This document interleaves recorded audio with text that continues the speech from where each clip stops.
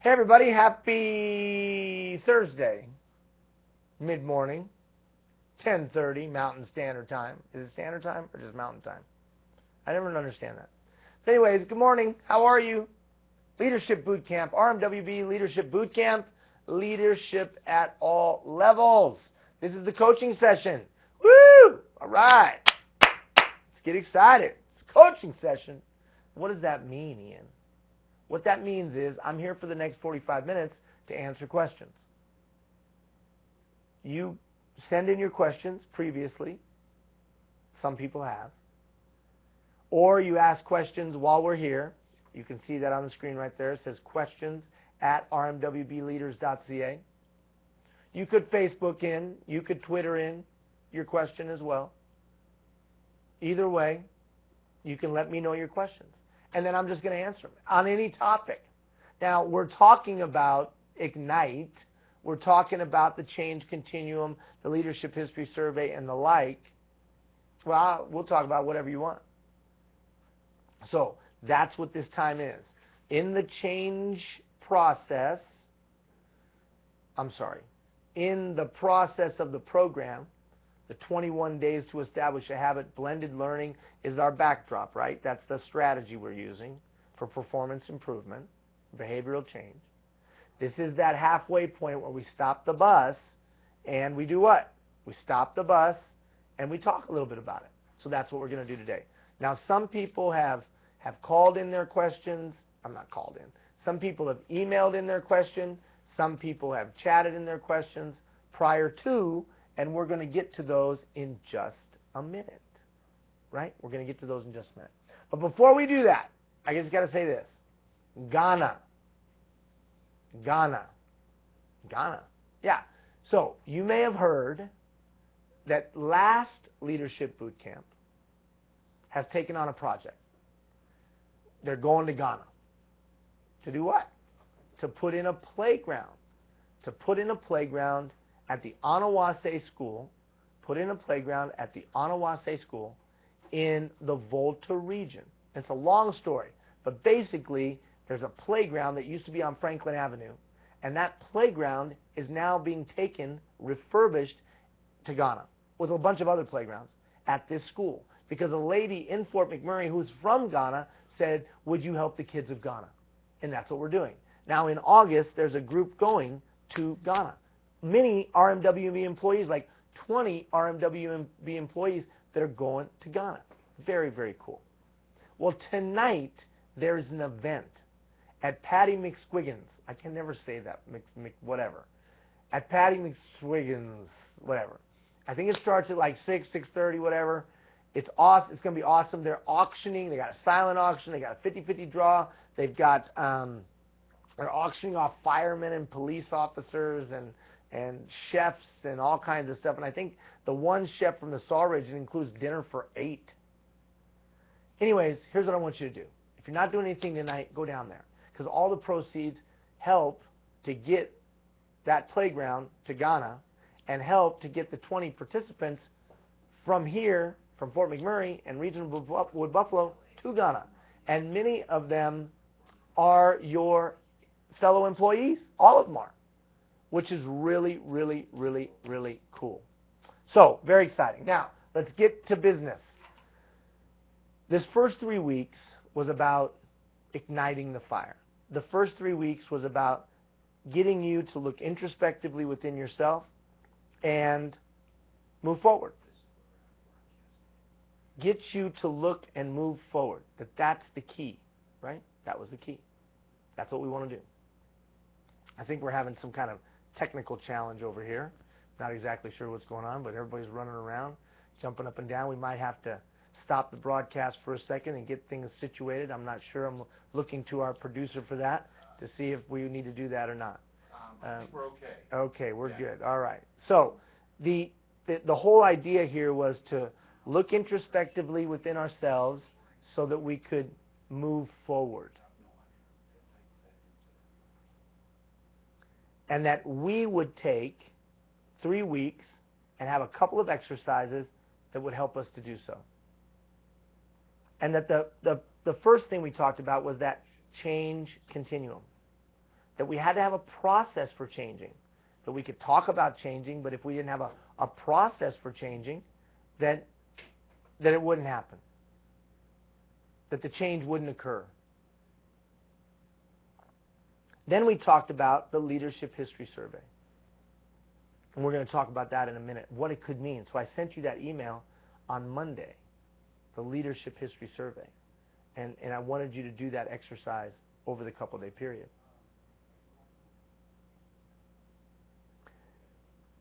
I know we have a couple of questions, and I want to get to them in just a second. But before we do, you have to do the exercises for it to be effective. You have to, at minimum, think about them. If you don't do them all the way because you don't have time, I understand. But you have to at least think about them. So I know that we had some questions that were emailed in beforehand, and Margie's in the chat box to answer your questions if you have any. So let's go ahead and let's take the first question. Margie, you there? Question number 1. Okay. Good morning, everyone. Yes. How do we use the change continuum? Okay, so I think that when that person asked that question, it was within, that emailed in, was within the context of, okay, I like it, I understand it, but what do I do with it? Okay, so before we can answer the question, we got to do a little background, a little prelude, if you will. First of all, why don't people change? Why isn't it just readily, simple, easy? Hey, I see a quality or an attribute that in another person, I'd like to be more like that, so let me be more like that. Or, hey, here's a skill I got to acquire, so let me go acquire that skill. Or, hey, there's been a deficiency pointed out to me, let me correct that deficiency. Why don't we just change? Well, like we talked about, because 80% of our behavior is unconscious, and it takes 21 to 28 days of focused effort to adjust those deeply rooted behaviors. Now, the way you do stuff evolved over a period of time and either organically grew up and took hold or was intentionally developed for a specific time or place. If it organically grew up, it may not be what the times require. And if it was developed for a specific time and place, it may not be what the times require. So then we realize we got to change. And usually what we do is try to change. Let's try. I'm going to try harder. Let me just try harder. Because if I try harder, I'll change. But Einstein kind of gave us some insight and said, you know what? Everything within you is only enough to get you to where you're at right now. That if you want to go any further, and if you want to be any better, then something's probably going to have to change. So his point in saying that is this, because we get caught up on the something's going to have to change. But what he's really saying, and I think when you peel back the onion, you understand, he's saying that everything I got on board right now was only enough to get me right now. That I've got to add something. I've got to adjust something if I want to go any further. So just trying harder won't get you there. So with that as a backdrop, we realized that we had to have some steps. And then if we lay them out sequentially, and we took them 1, 2, 3, 4, whatever, then we would increase the likelihood of changing. And if we kept them simple, we would really increase the likelihood. So that's where the change continuum came from. Now let's talk about its practical use. How would you use it practically? First, I have somebody point out a deficiency, or I see a deficiency, or I see a skill that I want to acquire. The first thing I have to ask myself is, am I willing? So let's say anger, because your question was, how would I use it? So someone points out that I get angry too much, or I realize I get angry too much, and I want to do something about that, and I'm causing myself and others a lot of stress.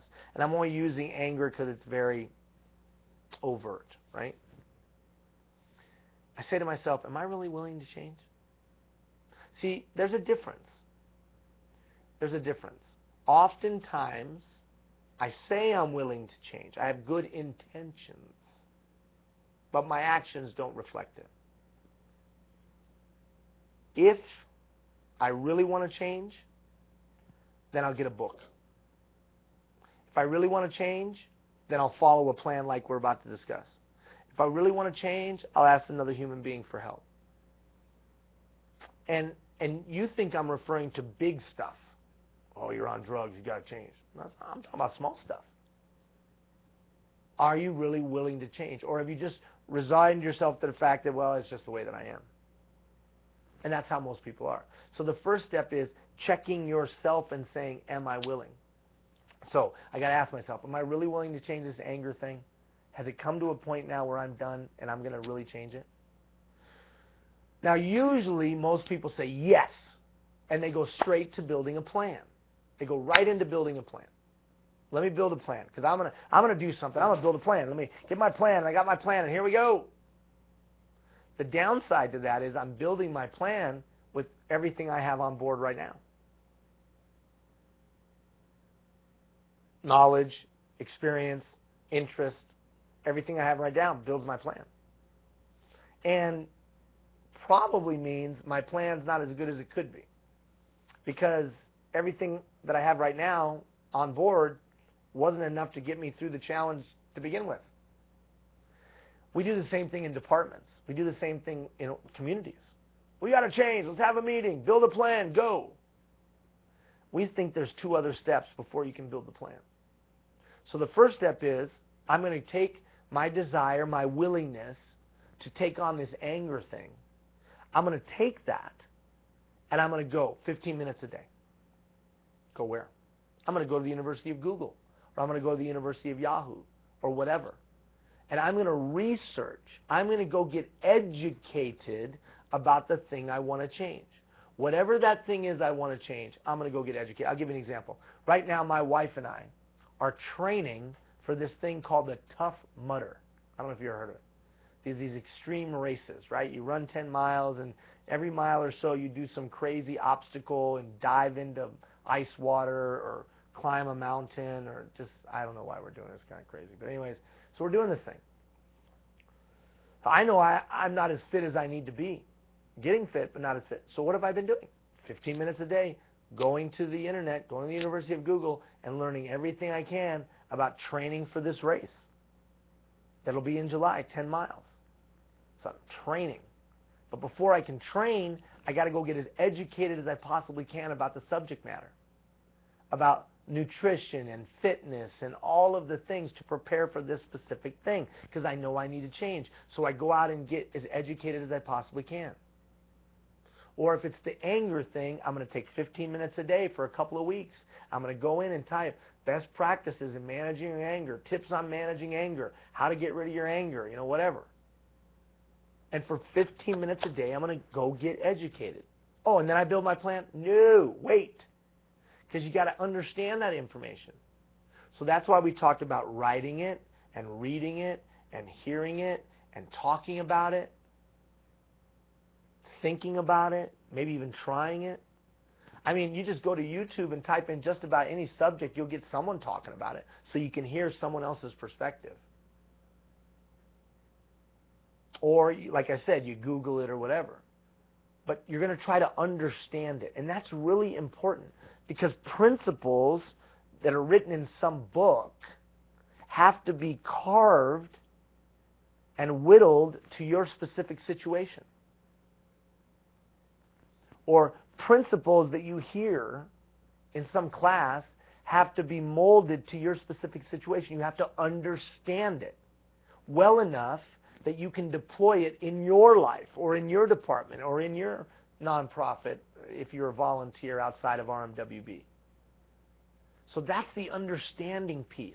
If I don't understand all that education, it doesn't do me any good. It's just cerebral knowledge that can't be translated into tangible action. So that's why education, understanding, now I can build a plan. And most people jump from willingness to the plan and don't get the education and the understanding to build an effective plan. And then they go start to execute that ineffective plan, get frustrated, and do what? Quit. And the more times we quit, the more we just say, never mind, I'm just this way. It's just the way I am. Everyone's going to have to just buy me as is. Marriage is an as-is purchase. You're just going to have to buy me as is. Or, you know what? People are just going to have to deal with it. Somebody has on their bumper, deal with it. Well, really? I got to deal with it? Come on now, man. Just because you don't want to change? Now I can build a plan because I have education and understanding. And what are the key components to that plan? Well, I would sit down and I would articulate, if it's this anger thing, what's my desired outcome? What's my clearly stated objective? With clearly stated timelines. With clearly stated action steps. I'm going to read this book. I'm going to go to this counselor. I'm going to talk to my spouse. I'm going to do these things whenever I feel I'm angry. Whatever. I'm going to do it by this date, do it by this date, do it by this date. And then I would take that information, questioner who said, how would I use it? I'm going to take that information of that plan, I'm going to give it to somebody. Maybe give it to one or two people at work, give it to one or two people in my personal life. Why? So they can hold me accountable. So they can hold me accountable. So that they can tell me, hey, you're doing great, well done. Or they can say, you said that whenever you got a little angry, you're going to walk around the building 3 times, and the other day you got really, really angry and yelled at everybody, and you didn't walk around the building 3 times. Oh, yeah, thanks. We all need that accountability.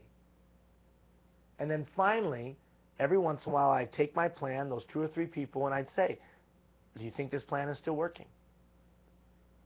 Now, I'm not guaranteeing that approach would solve your anger issue, but I'll tell you right now, it'd give you a hell of a lot better shot. And the beauty of having a change tool like that is that, 1, it can become a part of the 80% of your unconscious behavior. And 2, it should provide you with a great sense of safety and security. Why would it provide me with a great sense of safety and security? Because you can change.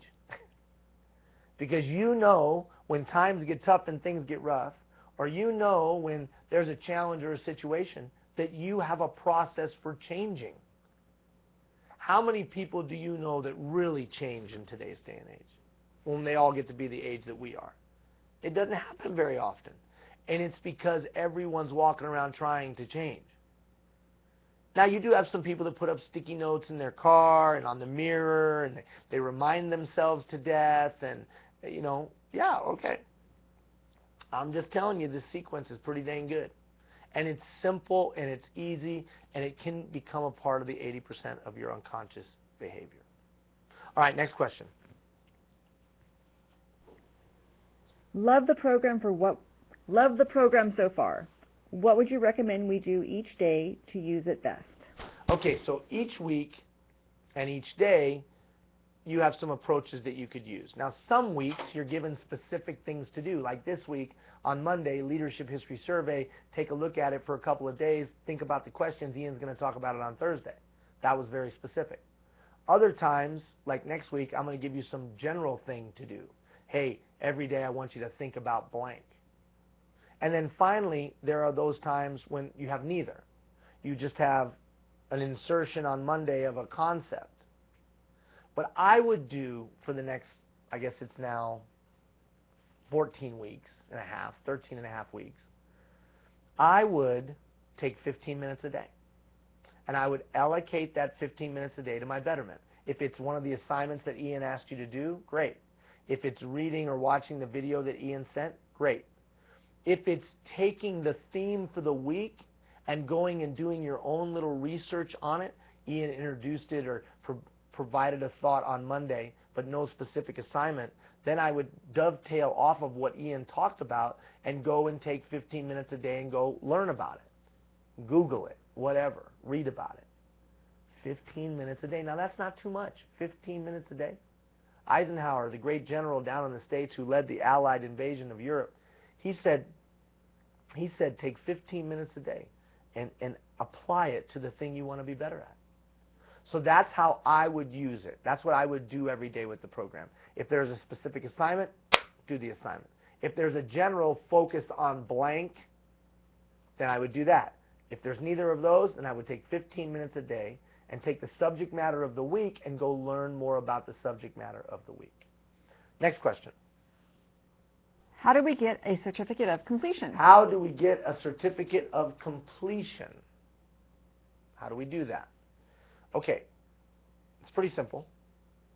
Do the work. So there is a criterion, and I'll continually remind you of this. It's weighted to doing the assignments. There's not a lot of assignments, but the ones that there are, you need to turn in.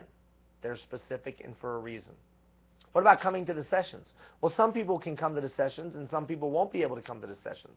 So that's not weighted as heavy. So turn in the assignments, open up the emails, watch the video in the emails if they're there, come to the program if you can. That has the least amount of weight. If you do the first three 70% of the time or more, you completed the program. If you did it 50 to 70%, you participated in the program. If you did it below 50%, no go. Thank you for being there, for your participation to the level that you were, but you're not getting a certificate. So 50 to 70, 70 and above. 50 to 70 participation, and then 70 and above completion. Yeah, but what if I'm doing it all archived? Well, then you just need to let me know. You just need to talk to me about it. You just need to explain to me what you're doing, and then that way we'll make sure that we've taken that to account and denote that, right? Okay, here's the bottom line. The bottom line is that it's about your personal growth, it's about your improvement, and we have to hold you accountable to that. RMWB paying a significant amount of money, well, I don't know, significant amount of money, but they're paying an amount of money, and they expect results. You expect results. I expect results. Remember, we all agreed that we're not wasting our time. All right, don't forget, you can ask questions. Questions at rmwbleaders.ca, or you can always put it in the chat box. Lovely Margie is in the chat box, ready to take your questions. Go, Margie. And we have a question in the chat box. In the chat box. After you have changed, how do you regain trust from your cohort? After you've changed, how do you regain trust from your cohort? Is that what they said? Yes. I'm assuming what they mean is that the cohort isn't excited about the change. I'm assuming that's what they mean. Read it one more time. After you have changed, how do you regain trust from your cohort? I can only assume what they mean by that is, or what you mean by that, number 784321 or whatever they are. I can only assume that you mean that the person that, so you've changed, and then the person that the change happens with is not excited about the change, and so you have to rebuild that trust? Jeff, what do you think?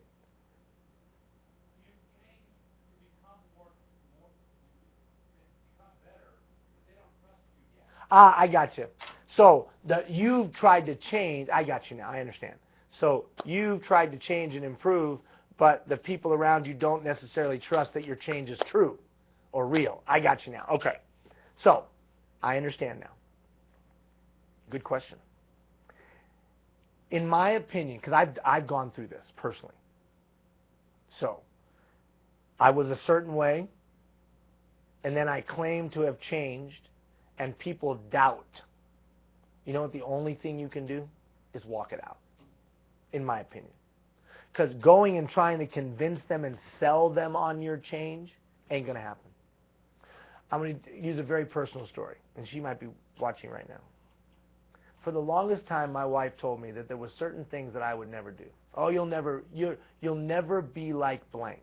And blank was, you know, hanging out with the family and doing fun stuff, and because I'm, you know, workaholic and focused only on building, you know, working in the big industry and da-da-da-da-da. And I used to try to convince her, but I've changed, but I've changed, but I've changed. You know what? It's like talking to a wall. Not because my wife is like talking to a wall. Let me clarify that. That may have come off a little wrong. No, but because she's not going to trust it. Where does trust come from? Listen very, very closely. Trust comes from consistently, through my actions, reinforcing what I claim to be. That's also authenticity.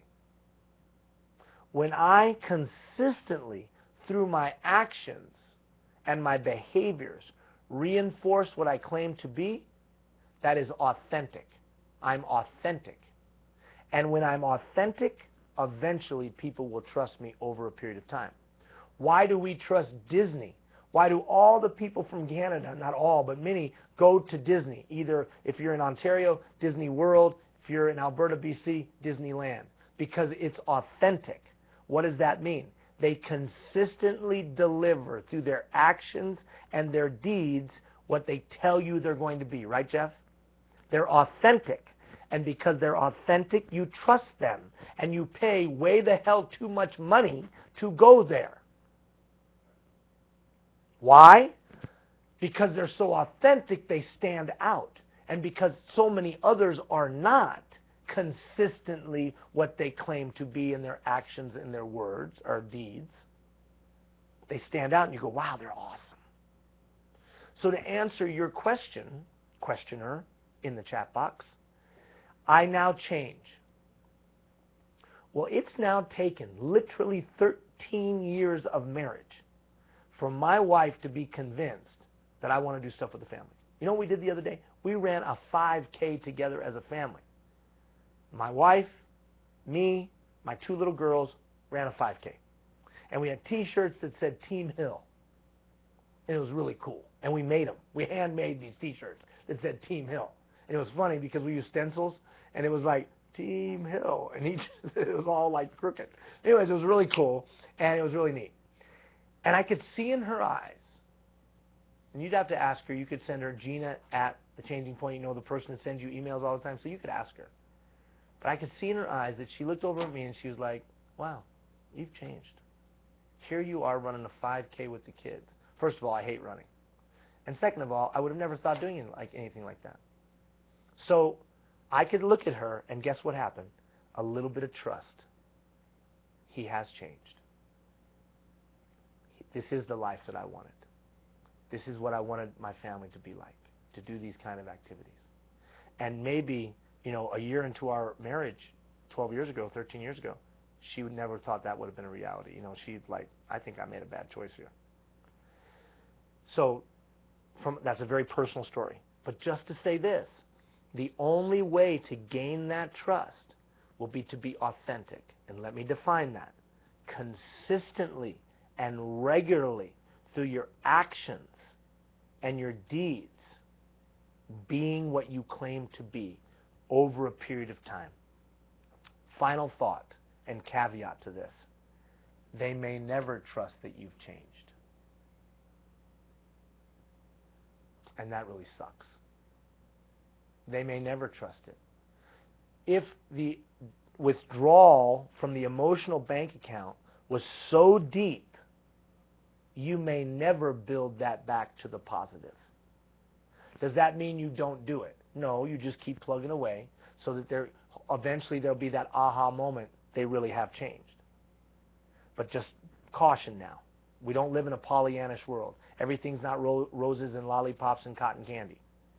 You might change, and they may never believe that you've changed because the withdrawal was so great back here from their perspective that you'll never be able to put enough money in to get it to the positive, if that makes sense. Wow, that was a really good question, wasn't it? That was a very good question. All right, we need to get to, I think we have a question about the Leadership History Survey, right? We got to get to that because we've only got like 16, 17 minutes left. Okay. So hold on one second.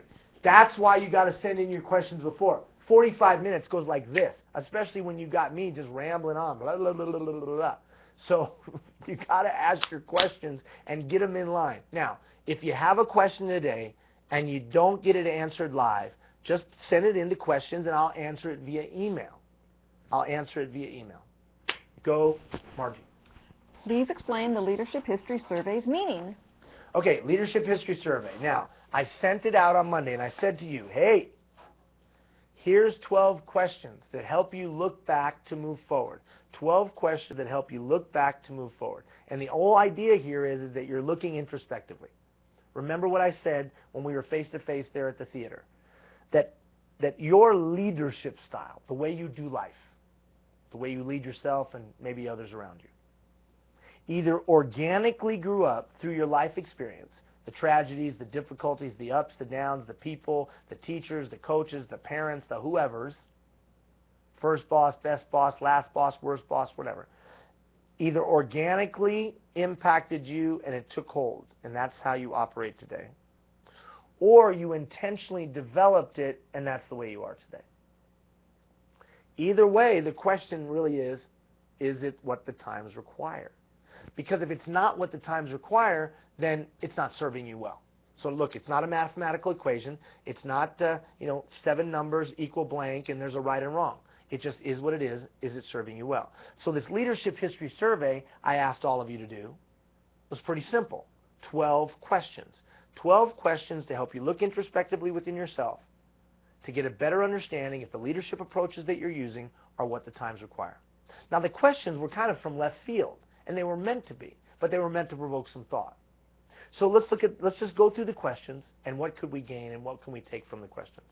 Question number 1, where were you born? Where were you born? And what type of neighborhood? Now here's what this could mean. Are you formal? Are you informal? If you came from a rural community where everybody was just used to dropping by, hey, I'm going to drop by. Or, hey, let's have some tea.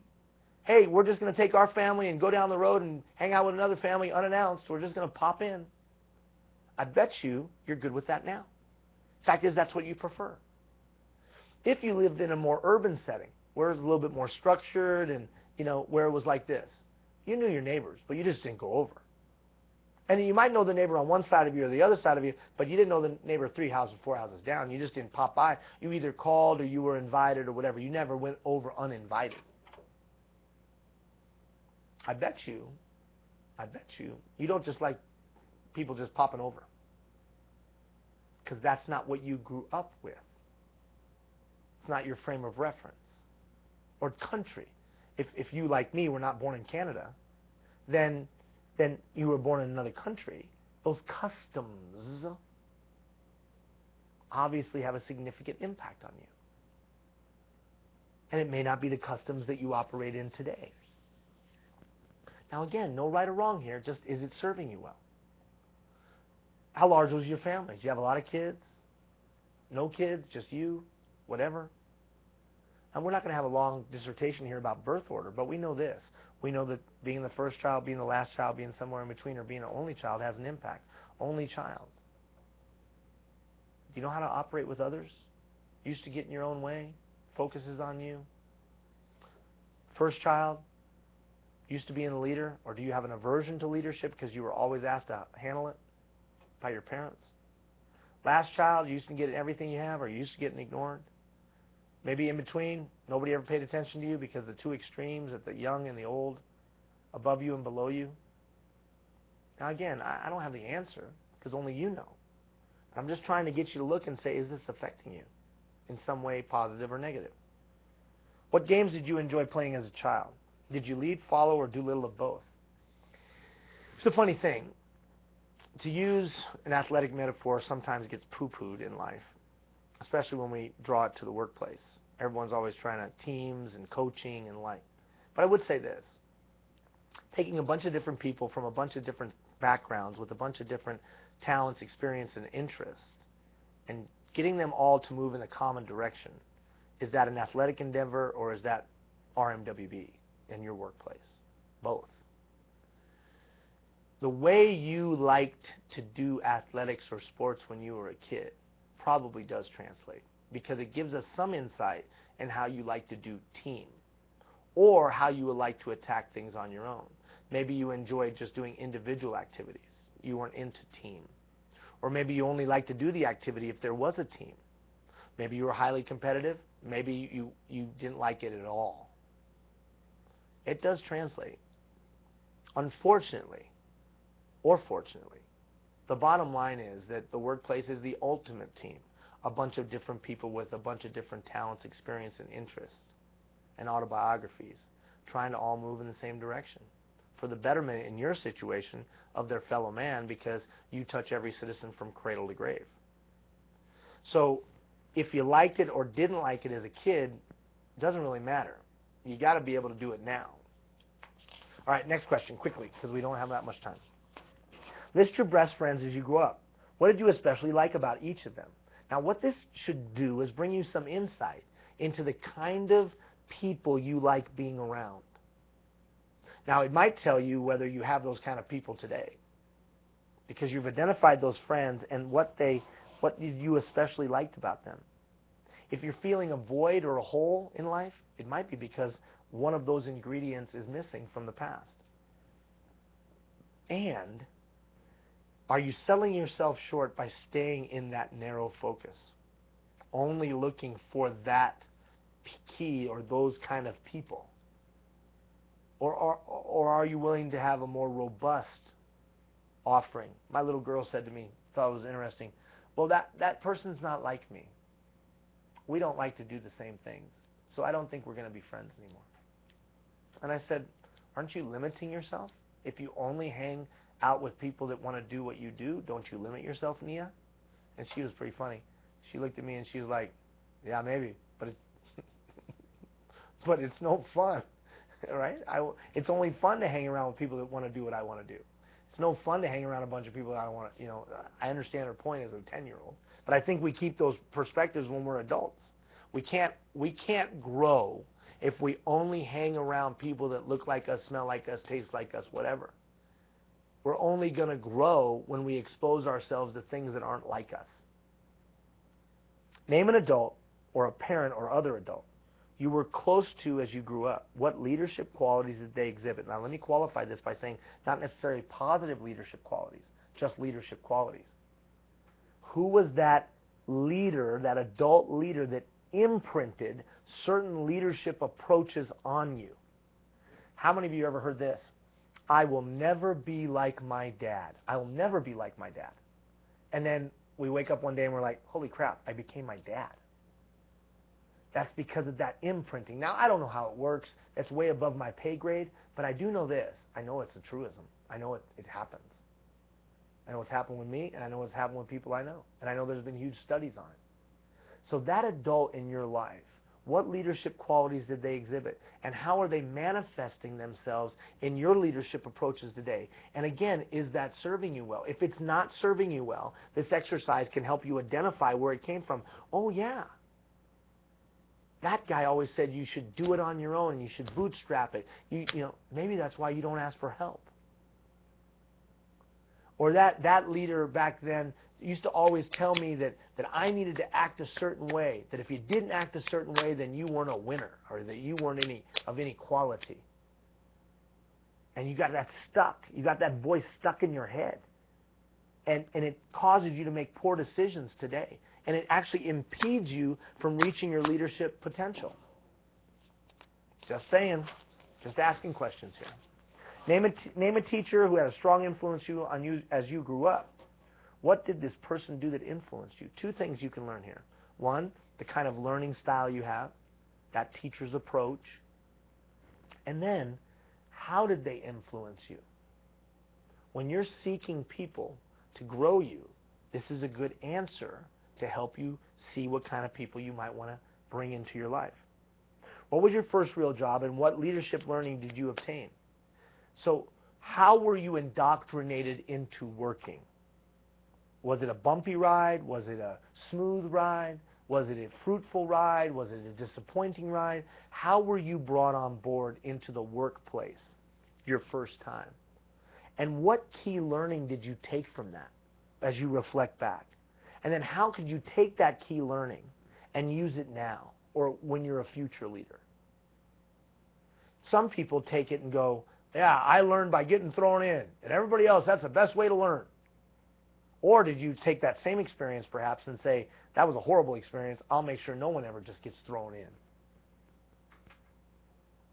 Number 8, list all the jobs you've had in your career. This gives you insight into where you flourish and where you don't. As you look at that list, where were the times that you really were at your best?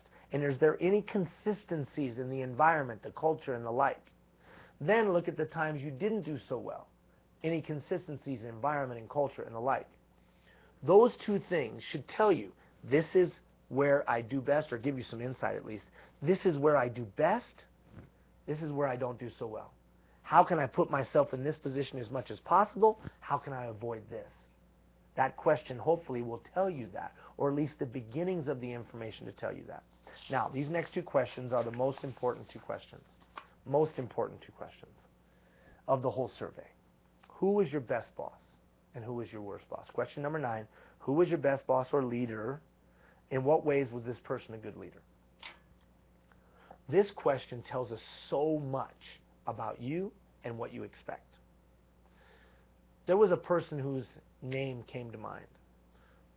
Maybe a couple. But let's just say there was a person. They exhibited certain leadership qualities. If you were to tell me that, I would know exactly how you would like to be led. Instantly, I will know how you like to be led. How do I know that? Because they were your best boss. They were your best boss. You just told me why they were your best boss. That's how I should lead you.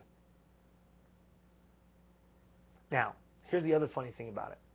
Every time your boss acts like that, you think they're great. And every time they don't act like that, they think you're not so good. You think they're not so good, which is actually kind of unfair. Because that leadership approach that that person used, that you thought was so great, maybe it's not applicable today. And maybe you're limiting yourself in your growth because you're thinking that's the gold standard. Well, it might not be. It might have been back then, but maybe not today. So that best boss, you clearly articulate what you expect from leadership and how you expect to be led. Now, here's an exercise that I expect you to do. Hopefully you can do it before we all get together next Tuesday, but that might not be realistic. That person whose name you wrote down in question number 9, that person's name, I want you to contact them. What? Yeah, I want you to contact them. I want you to call them. Or I want you to email them. I prefer you call them. Or if you can see them face to face, I want you to do that. And I want you to tell them. I want you to tell them of this exercise and tell them that they were the best in your life so far. Now think about how that'll go. You just stop and think about that. Bring, bring, hello, hello. Hey, I haven't heard from you in a while. I know. But I'm going through this thing, this boot camp leadership thing at work. And one of the questions that I was asked was, who was my best boss? And your name came to mind. You've touched me, you've changed me, you've helped me, you grew me, you challenged me. I'm a better person today because of you. And I just want to call and thank you for that. You made a significant difference in my life. There'll be silence on the other end of the line, and then you'll hear this. Are you drunk? Now let me ask you a question. If you made that phone call, do you think you could change somebody's day? Do you think you could change their week? Do you think you could change their month? Could you might even change their life? Maybe. What's the point of it? The point is to do 3 things. 1, people want leaders today that understand that they didn't do it by themselves. This exercise helps you remember that. 2, we long for leaders today that show gratitude, that are thankful to those around them. This does that. And then 3, someday somebody that you lead is going to be asked this question. And will your name come out of their mouth? Hopefully this exercise makes you realize that when you're a leader, title or no title, when you're leading, that you have the opportunity to make a difference in somebody's life. Will you seize the opportunity? That person whose name you wrote down on number 9 or you thought about on number 9, they did it for you. Don't you have a moral obligation to do it for somebody else? You know what's funny? We wonder why life is the way life is. Well, it's because we let it be like this. Cumulatively, good people let it go sideways because we don't have these kind of conversations, in my opinion. And cumulatively, each individual all coming together. Cumulatively, if we did, the world would get better. It's funny. Maybe that's Pollyannish, but I believe it to be true. Marcus Aurelius, the great Roman soldier, said this. He said, upon the actions of one rests the fate of all. Question number 10. Who was your worst boss? In what ways did this person a poor leader? Don't call them, please. You know what this tells me about you? This will tell me exactly what you will not tolerate. What you absolutely will not allow. And anytime your current boss exhibits any of the qualities of your worst boss, your mind and your heart jump right back to that worst boss. Now, that's kind of unfair because you're setting that person up for failure. They shouldn't be compared to your worst boss just because they exhibit a quality of your worst boss. But you and I both know subconsciously and even consciously we do that. Is that serving you well? Is that really serving you well? Well, it keeps me, I'm cautious. I don't want to get burned again. Okay, that makes sense, but are you missing out? Maybe this person has great wisdom and insight that they could teach you and guide you, but a couple of parts of their style you don't like because it reminds you of a time gone by that wasn't very pleasant. That could actually be hurting you. Worse, and you're still letting that worst boss control your life. Right? Crazy that way.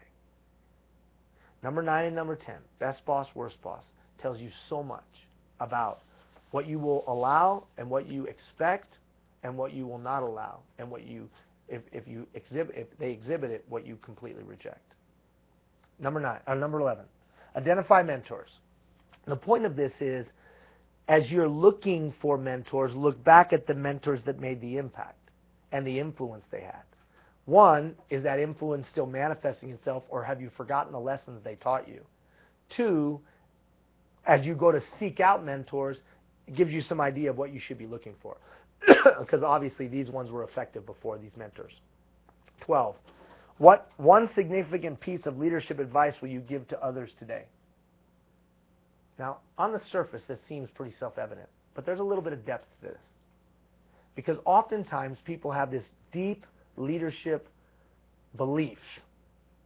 Like, here's one. I'll never ask anybody to do something I can't do. Except when you get to executive leadership, almost everybody you're leading is better at it than you are. So does that even apply anymore? I lead by example. Well, what if you can't drive a front-end loader? Or what happens if you don't know that vocation very, very well? Because when you get to a certain level of leadership, you can almost guarantee that everybody knows their task better than you. Oh, you might know a few of them, but you can't possibly know all 1,000 of them. So that piece of leadership advice was applicable for a period of time in a certain specific instance at a certain level of authority. But it may not be applicable now. Now, I'm not saying it's not good leadership advice. It is for a specific place in a specific time and a specific level of authority. So this question is really challenging you to see, is the leadership advice that you hold so dear still good for where you're at? That doesn't mean it's not good generally. I'm just talking about for you and the evolution of where you're at in your maturation, big word, in your leadership maturation. It may not be applicable where you're at right now. Leadership History Survey, looking back to move forward. Okay, we've come to the end of our time. This first 3 weeks was about you looking introspectively. I challenge you to make that call or go find that leader. Because next week on Tuesday, I'm going to be asking you, hey, who went and sought that person out and how did it go? We're in the Elements Room this time. We'll send you a reminder. Elements Room for our session next Tuesday. I thank you for your hard work. I thank you for your effort. You collectively do touch every citizen from cradle to grave. And RMWB has an opportunity to be a catalyst to build a community that all would want to live in. Oh, I know Franklin Avenue sucks, and I know you can't get into the mall there, and I know it's all this crazy change and all going on, but the potential is there. Potential is there to do something very, very special. How often do people get to build a city? And you're in the middle of that. I look forward to talking to you next week. Have a great weekend. Take care, everybody.